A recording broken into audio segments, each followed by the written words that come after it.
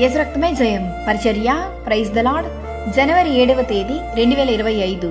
ఈరోజు దేవుని వాక్యము, తన ఎడల యథార్థ హృదయము గల వారిని బలపరచుటకై యెహోవా కనుదృష్టి లోకమందంతటా సంచారము చేయుచున్నది.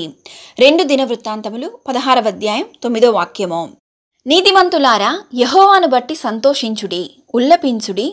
యథార్థ హృదయము గలవారులారా, మీరందరూ ఆనందగానము చేయుడి.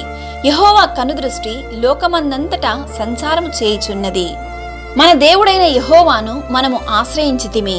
ఆశ్రయించినందున ఆయన మన చుట్టూను నెమ్మది కలుగజేసి ఉన్నాడు అని దేవుని వాక్యం సెలవిస్తుంది.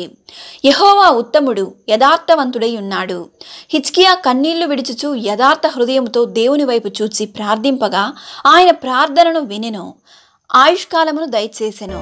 ఈరోజు ఈ వాక్యం వింటున్న ప్రియ దేవుని బిడ్డ, నీవు మనుషులు నిన్ను చూస్తున్నారని కాక యెహోవా కనుదృష్టి నీపై ఉన్నదని గ్రహించి ఎల్లవేళలా పరిశుద్ధముగాను నీతిగాను యథార్థ హృదయము కలిగి జీవించము.